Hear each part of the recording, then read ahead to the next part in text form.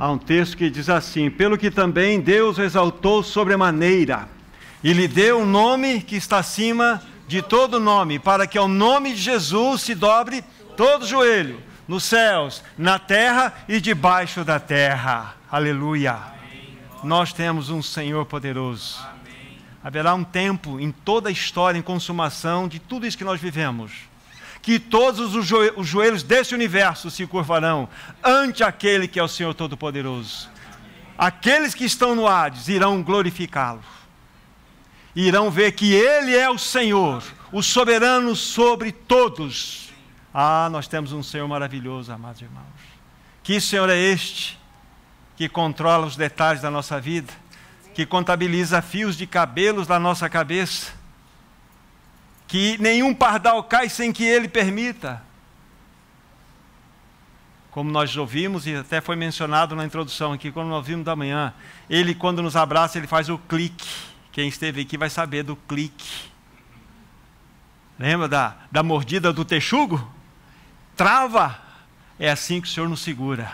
Ele nos trava no seu colo. De tal forma que nós somos dele. Que Senhor maravilhoso é esse que nós temos. E é no nome dele que nós estamos reunidos nessa noite. Esse nome poderoso chamado Jesus Cristo. Nome que está acima de todo o nome. Vamos orar, pedir que o Senhor nos ajude, nos socorra uma vez mais nesse tempo de comunhão da palavra e que o Espírito Santo tenha liberdade de falar no nosso coração tudo aquilo que nos foi reservado e que tenhamos corações abertos para receber a boa palavra. Querido Pai Celestial, no nome do Teu bendito Filho Jesus, nós te pedimos, abra a Tua palavra para nós nessa noite. Ah, querido Pai, visita a Tua vinha. Ah, amado Pai, nós queremos ouvir o Teu doce falar. Nós precisamos do socorro do bendito Espírito Santo. Só Ele pode transformar em vida a Tua verdade, a Tua palavra em nossos corações.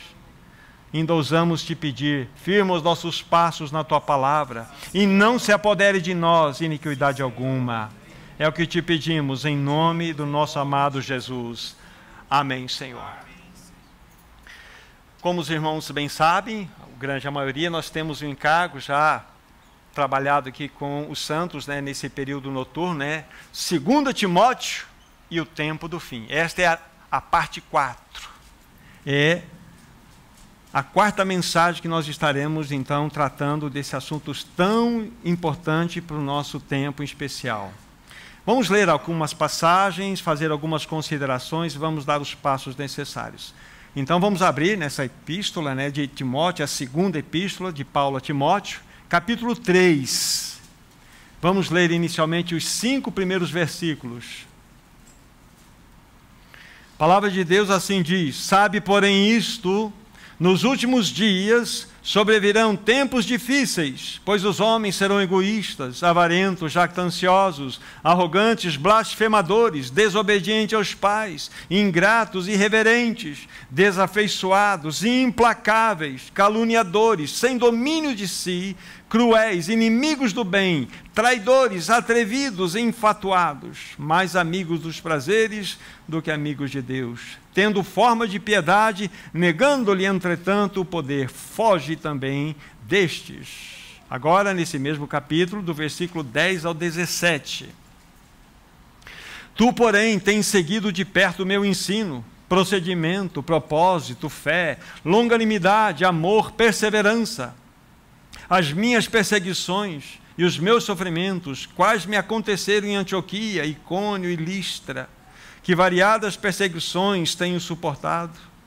De todas, entretanto, me livrou o Senhor.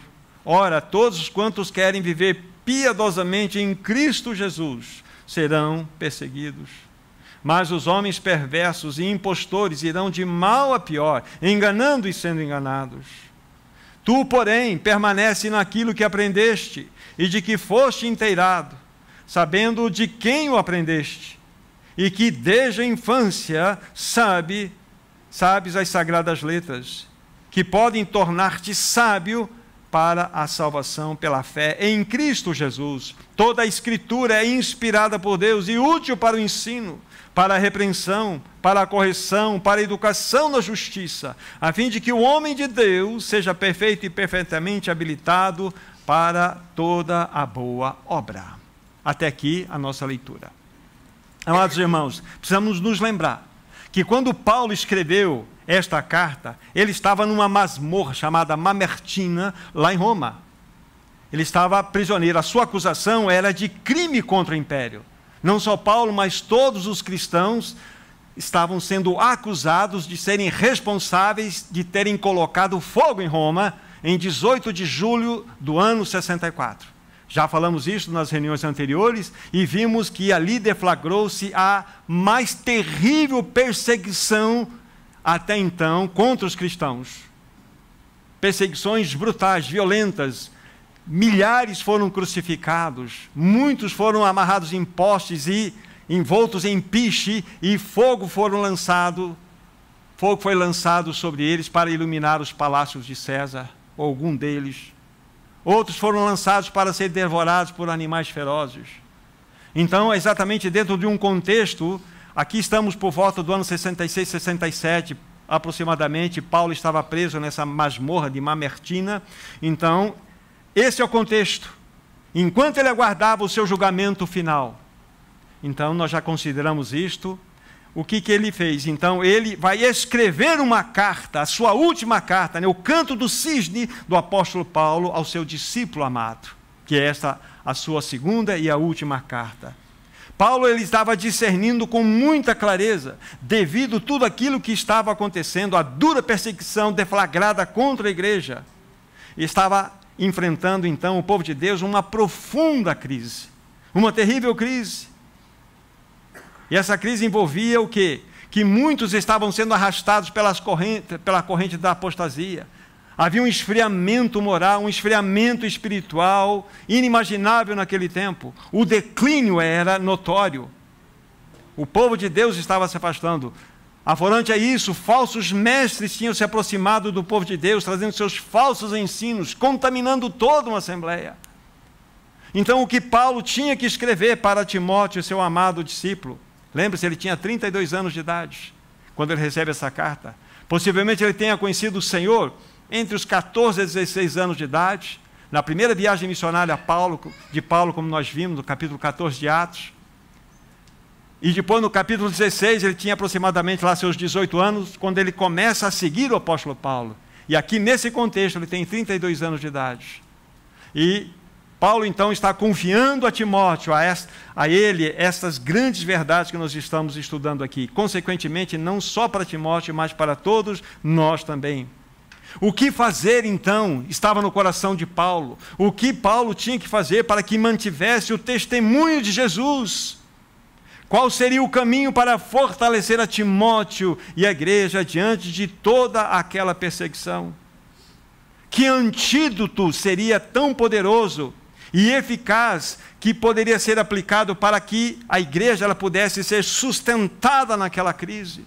Esse é o contexto que Paulo se encontrava quando ele decide então escrever essa derradeira carta. E uma coisa que nós temos que observar, queridos irmãos, nós percebemos a importância dessa segunda carta de Timóteo. Não só olhando no seu fator histórico, mas é algo que é fundamental para a igreja em nossos dias. É uma carta extremamente nova para nós. E nós precisamos olhar, como nós temos olhado, com muito cuidado, os ensinos que Timóteo recebeu. E nós já estamos recebendo aqui, e rapidamente vamos falar daquilo que já pontuamos para os irmãos aqui. Mas é uma carta extremamente nova para nós. Ela precisa ser aberta, como outras cartas pouco estudadas por nós, como Hebreus. São cartas que precisam ser abertas pelo Senhor para que elas possam edificar o seu povo nesse tempo do fim. O que nós percebemos em nossos dias? Os mesmos males que assolaram e assolavam a igreja do primeiro século têm atingido em cheio o povo de Deus nesse tempo do fim, amados irmãos. O que nós temos visto diante dos nossos olhos, nós estamos vendo um profundo declínio moral e espiritual no meio da igreja. Mais do que isso, nós estamos vendo o que? Uma apostasia sem precedentes. A igreja, na realidade, ela perdeu a sua voz profética, porque ela perdeu a sua vida profética. Então, nós precisamos ser chacoalhados pelo Espírito Santo para que essa carta fale fortemente aos nossos corações. Nós vivemos hoje em tempos de apostasia. Bem recente agora, eu li um artigo que um irmão publicou em 2018, e ele republicou, por isso que eu vou lendo. O irmão Gerson Lima, talvez algum de vocês conheça ele. Ele diz assim: o que promoveu a apostasia das gerações inteiras no século XX na Europa? O que aconteceu na Inglaterra, lá do príncipe dos pregadores, como Charles Spurgeon, e agora príncipe dos ateus é Stephen Hawking? Será que percebemos que em um curto espaço de tempo, nos países que foram berços do avivamento do Espírito Santo, ocorreram avivamentos satânicos, apostasia e cristianismo secularizado? Será que nós percebemos o quanto a antiga serpente tem atuado por meio do comunismo e materialismo no Ocidente? Será que nós percebemos o genocídio cultural judaico-cristão batendo às nossas portas? E ele escreve esse artigo naquela ocasião porque ele estava relançando um livro chamado Guerra dos Santos, ou Guerra contra os Santos, de Jessamine Penn-Lewis, e ele está incentivando então que pudesse ser lida essa obra toda dela, e ela descortina os bastidores da guerra espiritual na qual nós estamos inseridos hoje. Aí ele conclui o seu pensamento: lamentavelmente, muitos se tornaram guerreiros do mal, achando que estão militando para o bem, porque não entendem que as suas mentes são como um campo de batalha e se tornaram vítimas de ideologias anticristãs. Até dá tempo para que nós nos coloquemos diante do Senhor e busquemos a face dele em tempos de batalhas. Esse é o tempo que nós vivemos. Ele deu o exemplo da Europa, nós podemos olhar para outros cantos. Irmãos, olha a nossa nação. Então, essa carta ela é extremamente significativa e importante para que nós olhemos ela como nós temos feito. Para que sejamos despertados tanto quanto Timóteo foi. Vejamos agora então, irmãos, qual foi o objetivo principal de Paulo ter escrito aquela carta a Timóteo. Permito-me dizer aqui em rápidas palavras aquilo que nós falamos. Podemos dizer que Paulo queria escrever e ensinar o seu amado discípulo, ou trazer a ele 8 conselhos. São 4 capítulos, 2 conselhos em cada capítulo. Já consideramos o capítulo 1, onde nós já pontuamos os 2 conselhos. Vocês se lembram o primeiro conselho? Lá no capítulo 1, versículo 6, eu disse que é para que Timóteo, Paulo disse, atisse com fogo o dom que há em ti, ou reavives em ti o dom que foi dado pela imposição da mão do presbitério. Nós já consideramos isto. O outro conselho foi para que Timóteo guardasse o bom depósito que ele havia recebido. E nós consideramos com detalhes essa expressão bom depósito. A palavra depósito aqui é tesouro, um tesouro que tem um valor inestimável para nós. E conforme nós já consideramos, esse tesouro aponta-nos única e exclusivamente para o Evangelho, conforme nós já vimos, é o Evangelho. E esse Evangelho, conforme eu apresentei para vocês, ele apresentou-nos para nós lá 3 cláusulas. Ele nos salvou, ele nos chamou com santa vocação, e a terceira cláusula tinha 2 respostas. Uma é que Cristo, ele destruiu a morte, mas não somente isso, mas ele trouxe à luz o quê? A vida e a imortalidade. Esse era o tesouro maravilhoso que Paulo estava falando para Timóteo guardá-lo. Então, esses são os 2 conselhos que Paulo deu a seu discípulo amado no primeiro capítulo. No segundo capítulo também nós já destacamos os 2 conselhos. O primeiro deles, capítulo 2, dos versículos 1 até o versículo 9, nós temos todo o contexto.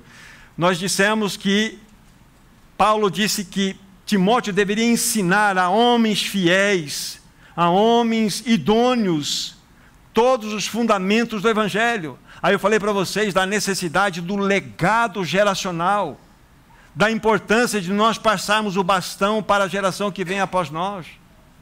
que é um dever todos nós prepararmos aqueles que estão vindo após nós, porque se a nossa geração passar, quem está atrás de nós? Então é fundamental que Paulo então instruísse a outros, ensinasse a outros o quê? Os fundamentos do Evangelho. Isso é passar o bastão. Aí, no segundo conselho, Timóteo é exortado, ou ele é ensinado, ou ele é levado a considerar a necessidade de sofrer pelo Evangelho. E nós vimos isso, o que significa sofrer pelo Evangelho. Já falamos sobre isso. E hoje, com a ajuda do Senhor, nós iremos considerar o capítulo 3, onde também vamos extrair 2 conselhos extremamente significativos para o tempo em que vivemos. Nós já lemos, 2 Timóteo, capítulo 3, versículo 1 a 5, onde nós temos aí o primeiro conselho. E vou destacar já qual é o primeiro conselho que nós vamos anotar. Alertar a igreja sobre o colapso espiritual e moral dos últimos dias. Alertar a igreja sobre o colapso espiritual e também moral nos últimos dias. Esse é o primeiro conselho. O segundo conselho, já vou dizer de antemão, do versículo 10 a 17, especificamente, o versículo 14, vai nos mostrar: exortar a Timóteo a permanecer firme no evangelho recebido. Então, no primeiro conselho, tem uma característica de um alerta para que Timóteo entendesse aquilo que estaria acontecendo nos últimos dias. E no segundo conselho, era para que Timóteo permanecesse firme no evangelho recebido. Então, não somente ele tinha que guardar o Evangelho, primeiro capítulo, ele tinha que transmitir o Evangelho, segundo capítulo, ele tinha que entender o que era sofrer pelo Evangelho, e no capítulo 3, ele deveria então, conforme estamos vendo aqui, permanecer no Evangelho. Aqui está a orientação. Na realidade, nos 5 primeiros versículos, nós temos um catálogo de vícios aqui registrados. Nós vamos colocar então a nossa atenção inicial nesse primeiro conselho, que é alertar a igreja sobre o colapso espiritual e também moral dos últimos dias. Já fizemos a leitura, não é necessidade nós repassarmos por ela. Agora nós precisamos, olhando pontualmente aqui, no versículo 1 já lido, diz assim: saiba, porém, disto, nos últimos dias. Parem aqui, pare aqui. Nós precisamos entender o que Paulo queria dizer com essa expressão, últimos dias. É uma pergunta relevante. Será que quando Paulo escreveu esta expressão, últimos dias, ele simplesmente tinha o interesse de lançar o seu pensamento para a época em que nós estamos agora? Nós vamos ver que não. E nós vamos ver isso à luz da palavra de Deus. Deixe-me dar uma definição clara, depois nós vamos mostrar na Bíblia isso para vocês. Os últimos dias que Paulo se refere aqui estão relacionados, que envolve o período apostólico e a segunda vinda do Senhor e o estabelecimento do seu reino. Ou seja, os últimos dias, eles começam no tempo apostólico e vão até a manifestação de Cristo e o seu reino. Então, tudo isso engloba últimos dias. Então, todas as gerações em que a igreja passou, ela viveu uma única realidade, últimos dias. Nós vamos ver isso biblicamente. A descrição de Paulo tanto mostra o retrato de uma condição do homem, naquele tempo do primeiro século, bem como no tempo do fim. Vejam que eu tenho destacado, o nome da mensagem aqui é 2 Timóteo, o tempo do fim. Aí, de modo específico, eu lanço para os dias que antecedem a vinda do Senhor. Essa é a ideia aqui. Tá? O que vemos, na realidade, em toda a extensão desse período chamado últimos dias, é um acréscimo de iniquidade. É um avolumar da mentira, da apostasia, do engano, da imoralidade. É um acréscimo. É o que nós vemos. Agora vamos ver a base bíblica para isso. Depois a gente volta aqui. Atos dos Apóstolos, capítulo 2. Atos dos Apóstolos, capítulo 2. Olha, eu vou ler alguns poucos versículos e vocês já vão entender. Versículo 16. O contexto aqui é a descida do Espírito Santo sobre aqueles quase 120 irmãos que estavam naquele cenáculo. E é aqui exatamente onde nasce a igreja. É aqui. Aqueles 120 irmãos, 1, 2, 3, 4, 120 irmãos, ou quase 120 irmãos, quando eles foram batizados com o Espírito Santo, eles se tornaram membros um dos outros.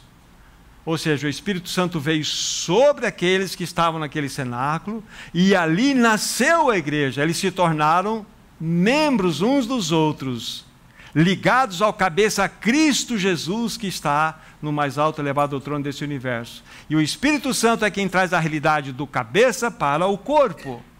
É isso que aconteceu lá. Então, dentro de todo aquilo que estava acontecendo, no versículo 16, Pedro vai dizer o seguinte: mas o que ocorre é o que foi dito pelo intermédio do profeta Joel, em torno de 800 anos antes, profeta menor. E acontecerá nos últimos dias. Nos últimos dias, diz o Senhor, derramarei do meu espírito sobre toda a carne, vossos filhos, vossas filhas profetizarão, vossos jovens terão visões, e sonharão vossos velhos, e até sobre os meus servos, sobre as minhas servas, derramarei o meu espírito, naqueles dias profetizarão, mostrarei prodígios em cima no céu, sinais embaixo na terra, sangue, fogo, vapor e fumaça. O sol se converterá em trevas, a lua em sangue, antes que venha o grande e glorioso dia do Senhor. Vocês percebem a extensão dessa profecia, que ela não foi toda ainda cumprida? Mas a Bíblia fala que os últimos dias, acontece que nos últimos dias, então, quando inaugurou-se os últimos dias? Exatamente nesse período. Inaugurou-se uma nova, no bom sentido, uma nova era, quando Cristo veio a esse mundo. A igreja nasceu, então agora nós estamos nos últimos dias. Então, voltem lá para 2 Timóteo. Quando Paulo escreve a Timóteo usando essa expressão, ele não tinha só em mente lançar esta realidade, que ainda é verdadeira para o nosso tempo, com mais potência, mas ele queria dizer que em todas as gerações nós viríamos situações assim como esta. Tá? Então, quando eu uso a expressão tempo do fim, lógico, o meu foco pessoal está envolvido nos dias que antecedem a volta do Senhor. Muito importante. Então, Paulo está escrevendo a Timóteo para que ele atentasse para esses acontecimentos. Nos primeiros 5 versículos, Paulo descreve para nós uma das mais terríveis listas do Novo Testamento de como seria um mundo sem Deus. É bem aqui. Daqui a pouco vocês vão entender com mais detalhes esse assunto. Estamos vivendo em tempos onde, na realidade, estão sendo reeditados os dias do Império Romano. Não há a menor dúvida disso. Nós vivemos em tempos de reflorescimento do mal, da malignidade, onde os fundamentos morais estão sendo sacudidos.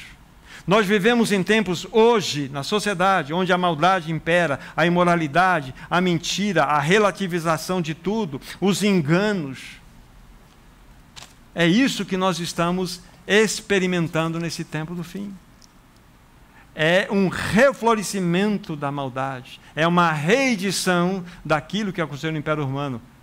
E vamos ver a reedição dos tempos de Noé, a reedição dos tempos de Sodoma e Gomorra, diante dos nossos olhos. O texto em consideração revela para nós que haverá um colapso moral e espiritual nesse tempo em que nós vivemos. Essa é a realidade. E há uma razão para isso, e nós vamos ver agora nesse capítulo 3. Há uma razão para... Paulo descreve em 4 versículos, não 5, nos 4 versículos, 18 características da humanidade e do povo apóstata durante os últimos tempos, principalmente nesses dias em que nós estamos inseridos. Olha só como que o Espírito Santo é incrível. Agora eu quero que vocês olhem no versículo 2, capítulo 3, 2 Timóteo. E vamos fazer o destaque de algumas coisas aqui. 2 Timóteo 3, versículo 2. Pois os homens serão egoístas.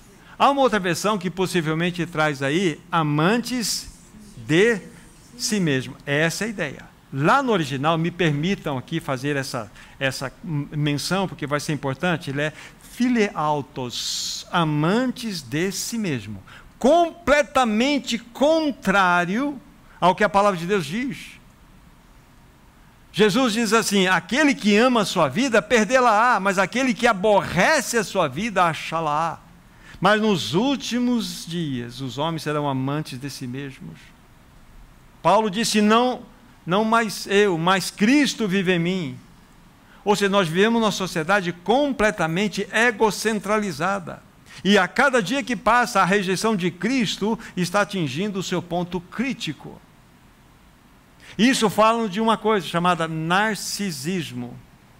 Ou seja, o homem fez do seu próprio umbigo o centro desse universo. Tudo tem que gravitar em torno dele mesmo, em torno da sua vontade. Olha que impressionante. Agora veja como o Espírito Santo é impressionante nessa distribuição aqui. O último mal citado, o último pecado terrível citado, no versículo 4, olha só, versículo 4 é o último mal. Vai dizer assim, traidores, atrevidos, infatuados. Aí diz assim, mais amigos dos prazeres do que amigos de Deus. Essa expressão, mais amigos dos prazeres, sabe o que significa lá no original? Filial donos, significa amantes do prazer.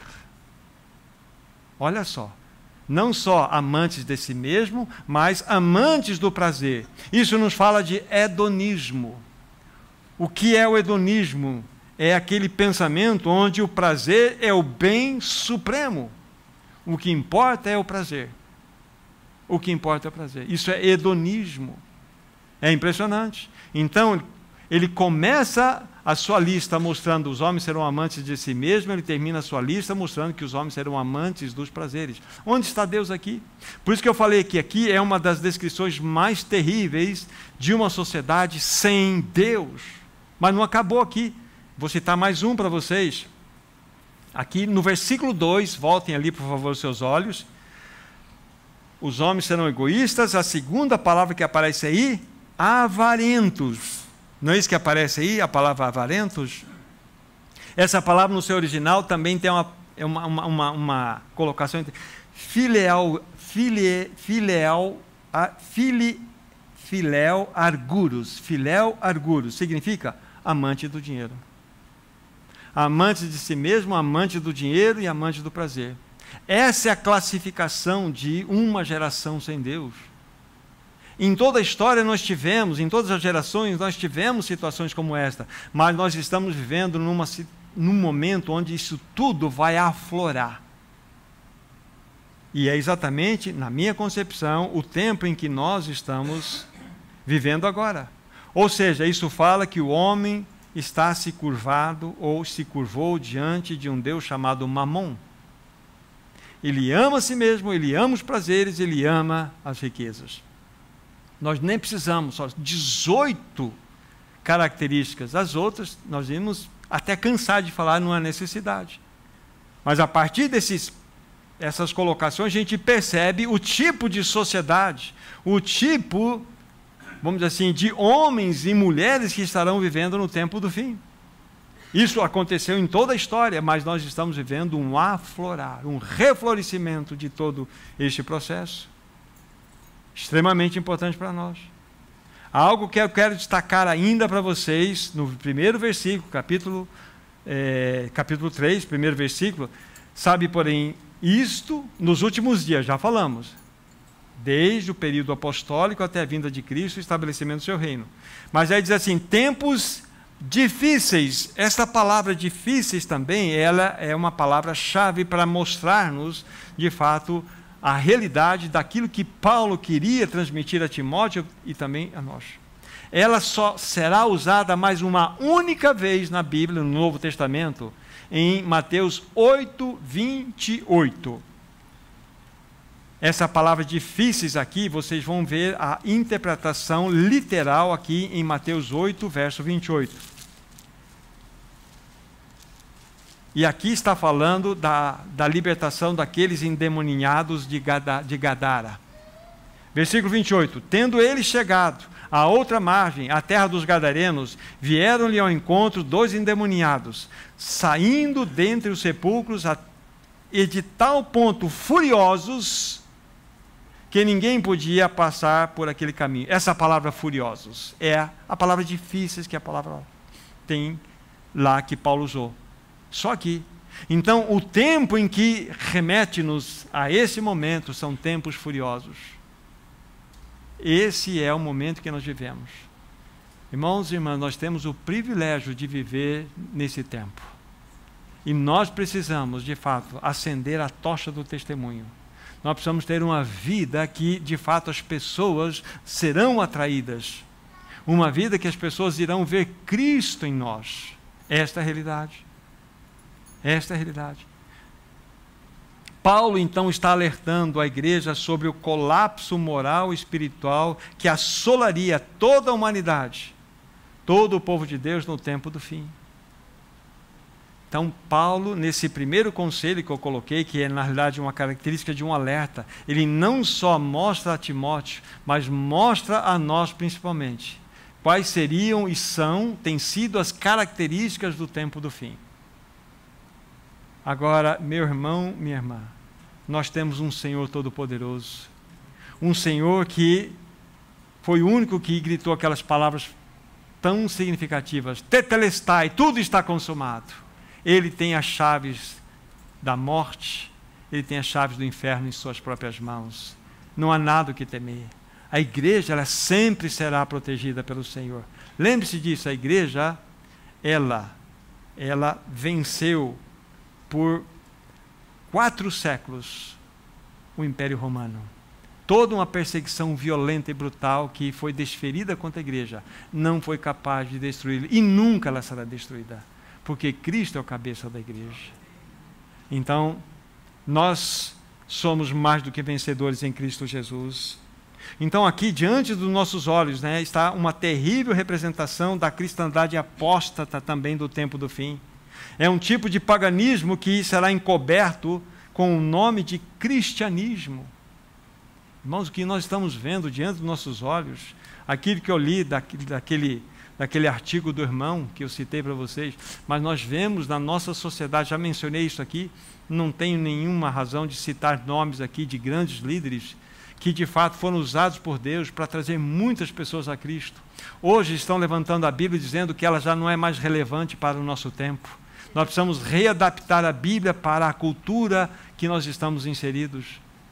Pessoas desprezando a palavra de Deus, deixando de lado, não mais até atestando a divindade de Cristo Jesus.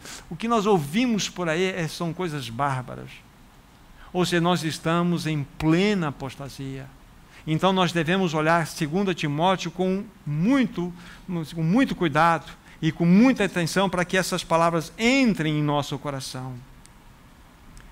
Haverá um tempo, queridos irmãos, que o mal encontrará Deus num confronto final, e haverá uma colisão frontal. E nós temos a absoluta convicção de que o Senhor triunfará de uma vez por todas, e os reinos do mundo se curvarão ante o reino do Senhor. Ele é o Todo-Poderoso. Ele é o Todo-Poderoso.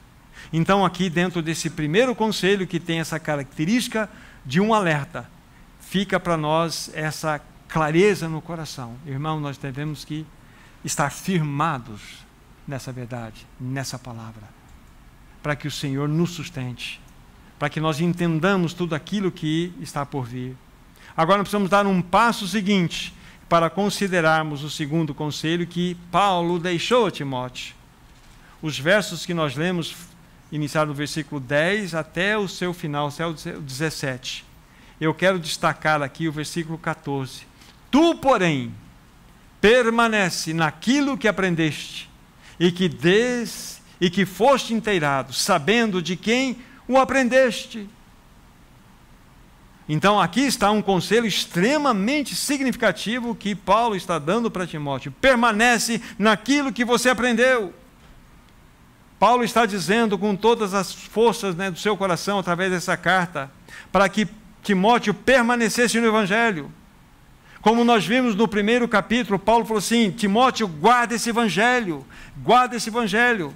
No segundo capítulo nós vimos Paulo dizer para Timóteo: Timóteo, orienta outros homens idôneos e fiéis, passe a eles a responsabilidade dessa realidade de anunciarem o Evangelho.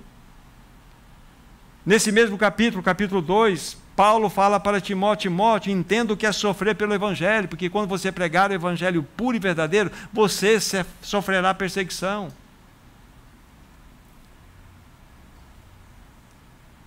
Então aqui está.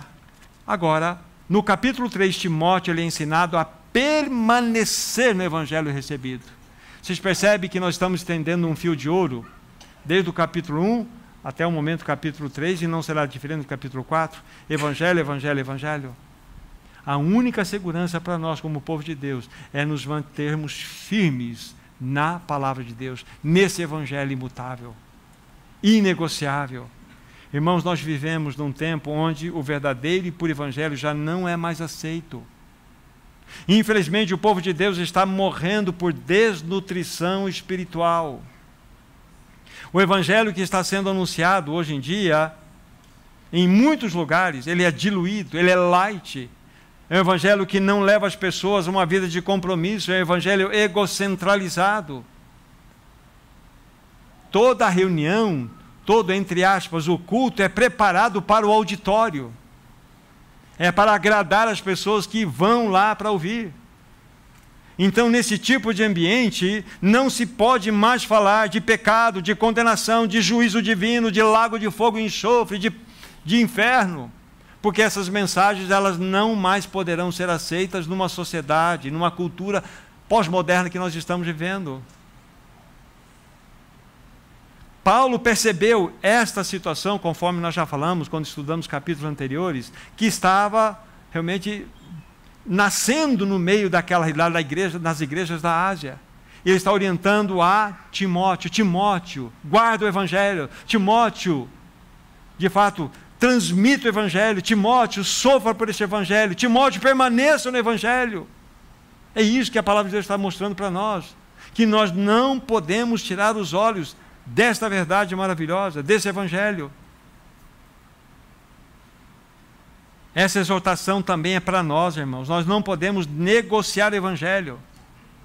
Não podemos. Assim como Timóteo foi orientado a guardar, a transmitir, a sofrer, a permanecer, nós também precisamos. É o Evangelho que salva. A Bíblia fala: o Evangelho é o poder de Deus para a salvação de todo aquele que crê, primeiro dos judeus, também do grego. Nada mais protege a igreja contra as heresias, contra a apostasia, do que permanecermos firmes no Evangelho. É isso que vai nos proteger. É quando nós ficarmos firmes nesse Evangelho. As Escrituras são o grande suporte para o cristão em tempos de apostasia, tempos de esfriamento moral, tempos de desbarrancamento espiritual. O que nos sustenta é o Evangelho, são as Escrituras sagradas. Elas são o grande suporte, as Escrituras, para nós. Paulo dá, então, a Timóteo esse valioso conselho: permaneça firme, Timóteo. Não se desvie, não se desvie. Permaneça firme em tudo que você aprendeu, desde a infância. Lembre-se, nós falamos da sua avó Lloyd, da sua mãe Eunice, do próprio apóstolo Paulo, de tudo aquilo que Timóteo tinha recebido no coração. Timóteo, permaneça firme. Paulo estava insistindo com Timóteo a única segurança, a única proteção contra os ataques dos falsos mestres, contra os ataques dos falsos ensinos, contra a apostasia, contra o esfriamento espiritual, era permanecer firme no Evangelho. Entre aspas, eu vou colocar, parece uma coisa que vai, duas palavras que vão se chocar, né? Velhas verdades eternas. velhas e verdades eternas. Como que o eterno pode ficar? Quando eu digo velhas verdades eternas, significa que nós não devemos mexer em tudo aquilo que já foi estabelecido. Não há novidade para nós, irmãos. Não há novidades. São as verdades eternas que sustentam. A Bíblia jamais envelhece, meus irmãos. A Bíblia jamais perde o seu frescor. O seu valor é eterno. O seu valor é eterno. Se os homens pudessem recolher todos os exemplares desse planeta e colocar em fogo em todos os exemplares da Bíblia, vocês sabiam que lá no céu tem uma cópia registrada? Querem ver? Salmo 119, 89. Salmo 119, verso 89. Mostra-nos com clareza que para sempre ao Senhor, diz aqui o salmista, para sempre ao Senhor está afirmada a tua palavra no céu. Então jamais se poderá destruir essa palavra. Ela é eterna, ela é de valor eterno. Haverá um dia que o Senhor abrirá as Escrituras. Então estamos diante de uma palavra imutável, de uma palavra poderosa, uma palavra que tem valor. No caso de Timóteo, irmãos e irmãs, a Escritura que Paulo se referia, conforme nós vamos ler no texto sequencial agora, era o Velho Testamento. Vejam aqui, por favor, versículos 15 a 17. Vou ler com vocês, capítulo 3, 2 Timóteo. E que desde a infância sabe as sagradas letras, que podem tornar-te sábio para a salvação pela fé em Cristo Jesus. Toda a Escritura é inspirada por Deus e útil para o ensino, para a repreensão, para a correção, para a educação na justiça, a fim de que todo homem de Deus seja perfeito e perfeitamente habilitado para toda boa obra. Olha que texto precioso. Então, aqui nós estamos olhando aqui, quando Paulo fala para que Timóteo ficasse firme e citou aqui toda a Escritura inspirada, Paulo está remetendo Timóteo para o Velho Testamento. Com certeza. E é interessante aqui, tudo aquilo que ele aprendeu, através da sua avó, da sua mãe, de Paulo, da sua própria pesquisa. E a beleza de tudo isso é que quando ele lia o Velho Testamento, que é uma sombra do Novo Testamento, porque o Novo Testamento é uma realidade, onde Cristo mostrou toda a realidade daquilo que foi anunciado pelos profetas lá no Velho Testamento. Então Timóteo podia vivenciar essa realidade linda.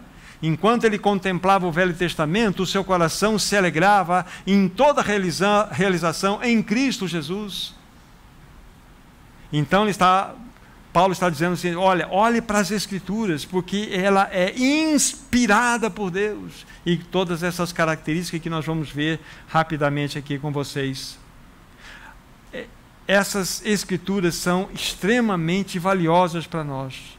E precisamos saber as verdades que implicam essas Escrituras. Versículo 15, que nós já consideramos, diz assim, desde a infância sabes as sagradas letras e pode tornar-te sábio para a salvação. Essa expressão, sábio para a salvação, o que nós podemos tirar de lição aqui para nós?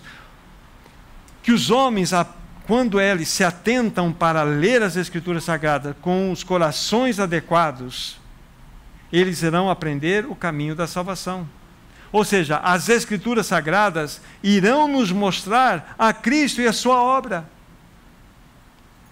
Deixe-me, talvez poucos de vocês, ou muito poucos sabem mesmo. Você sabe que me evangelizou? Foi a Bíblia. Nunca ninguém chegou e pregou o Evangelho para mim. Foi numa situação que o Senhor fez, eu comecei a ler a Bíblia, mas eu não tinha discernimento, comecei a ler de Gênesis a Apocalipse. Eu li a Bíblia numa época em 6 meses. E naquela leitura, que dentro da minha limitação, dentro da minha medida, o Senhor abriu os meus olhos, tirou as escamas dos meus olhos, e eu vi a salvação. Então, a Bíblia fala que esta Escritura que era maravilhosa, ela nos torna sábio para a salvação, nos torna apto para ser salvos. Então, se você ler a palavra de Deus, você está arriscado a ser abençoado. Você corre um grande risco de nascer de novo, se você não o fez. Então leia com o coração, isso vale para todas as promessas. Então é tornar-se sábio para a salvação, é exatamente isso. Aprendemos o caminho da salvação quando nós lemos ela com nossos corações. No versículo 16 fala o seguinte: toda a Escritura é inspirada, ou seja, ela é inspirada, ela vem diretamente de Deus, ela é soprada por Deus. Isso não nasceu no coração de homem algum, é a palavra revelada de Deus. A Bíblia fala em 2 Pedro capítulo 1, se vocês quiserem me acompanhar, ou só prestar atenção, 2 Pedro capítulo 1, versos 20 e 21, olha só o que diz aqui: sabendo primeiramente isto, que nenhuma profecia da Escritura provém de particular elucidação, porque nunca jamais qualquer profecia foi dada por vontade humana. Entretanto, homens santos falaram da parte de Deus, movidos pelo Espírito Santo. Olha que texto maravilhoso. Então, as Escrituras Sagradas, elas foram sopradas, elas foram inspiradas por Deus. Irmão, se a gente esticar uma régua no tempo, e se nós fôssemos colocar, por exemplo, assim, toda essa Escritura aqui, e fizermos uma contabilização do tempo que levou-se para tê-la todas nas mãos, são 1.600 anos aproximadamente.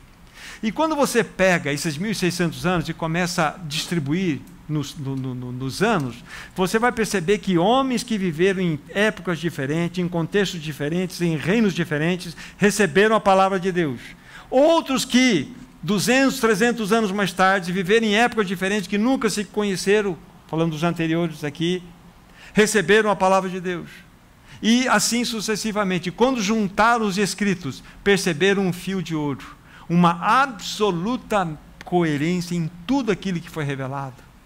A palavra de Deus, ela é indestrutível, por mais que os ateus, por mais que os filósofos já tentaram. Os mais sábios, conforme há pouco citei aqui, os mais sábios daqueles que buscaram contradição na Bíblia para provar que a Bíblia era errada, se converteram, foram achados pelo Evangelho, se lançaram nas mãos do Senhor. Então é indestrutível, a palavra de Deus é a palavra de Deus. Há uma cópia no céu. Então ela é inspirada por Deus. No versículo 16 ainda vai falar para nós que ela é útil para o ensino. O que nós podemos aprender dessa expressão útil para o ensino? Elas nos apresentam toda a mente de Deus sobre temas como trindade, anjos, homem, pecado, salvação, santificação, igreja, eventos futuros, eterno propósito de Deus e tantas outras coisas. Tudo está escrito aqui, é útil para o ensino. Tudo que nós precisamos encontram-se aqui, nas Escrituras Sagradas. Foi Deus quem revelou todas essas verdades. Isso não veio da capacidade humana. E é maravilhoso isso. Então ela é útil para o ensino, mas no versículo 16 ainda fala, é também útil para a repreensão. O que significa isso? As Escrituras também falam claramente sobre coisas que envolvem a nossa vida, que desagradam a Deus e que precisam ser corrigidas. Não é verdade? Quantas revelações da palavra de Deus confrontam o nosso tipo de viver, nossos pensamentos, nossas atitudes, nossos atos. Então ela é útil para a repreensão também. E conta-se aqui, é a palavra viva de Deus. Irmãos, é impossível nós crescermos sem a palavra dele. É impossível. Mas a Bíblia também fala no mesmo versículo 16, depois de ser útil para a repreensão, na minha versão, útil para a correção. O que nós podemos aprender aqui? Ou seja, as Escrituras Sagradas ordenam o nosso viver.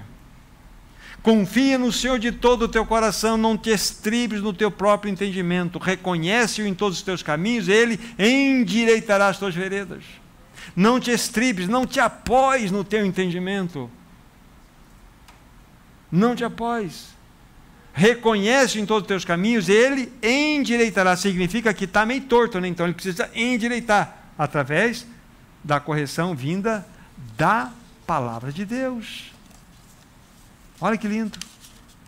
No mesmo versículo 16, ainda vai falar que ele é não só útil para o ensino, útil para a repreensão, útil para a correção, mas é útil para a educação na justiça. Qual é a lição para nós aqui? A palavra de Deus, ela é fundamental para nos conduzir a um viver de vida piedosa.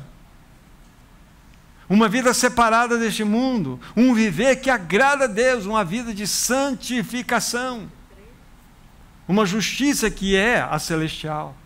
Então vejam quantas verdades, né, quando Paulo ele coloca isso aqui para Timóteo e também para nós estamos colhendo dessas poucos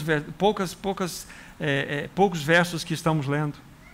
No versículo 17 ainda vai nos mostrar, a fim de que o homem de Deus seja perfeito e perfeitamente habilitado para toda boa obra. Qual que é o objetivo da salvação? Essa é a questão. É para sermos conformados à imagem de Cristo, do Filho de Deus. Sabemos que todas as coisas cooperam para o bem daqueles que amam a Deus, daqueles que são chamados segundo o seu propósito. Porquanto aos que de antemão conheceu, também os predestinou para serem conformes à imagem do seu Filho. Não é isso? Se tem uma predestinação que a Bíblia fala, é essa aqui. Sermos conformados à imagem do Filho de Deus. Não tem nada a ver com predestinação para o céu e predestinação do inferno. Isso é invenção de homens. Aqui é uma predestinação de que nós seremos semelhantes ao Filho de Deus. Aí tem um caminho, é o caminho da cruz. Essa realidade que Paulo coloca aqui, a fim de que o homem de Deus seja perfeito e perfeitamente habilitado para toda boa obra, é exatamente nessa conformação à imagem de Cristo. Por isso que a Bíblia fala assim, habite ricamente em vós a palavra de Cristo, Colossenses 3,11. Habite ricamente. Quanto tempo você e eu temos gasto lendo a palavra de Deus? Irmãos, isso aqui é o maior tesouro que nós temos em mãos. Não tem tesouro maior. Tem muitas pessoas raquíticas, espiritualmente falando, com 4, 5 versões de Bíblia na sua casa.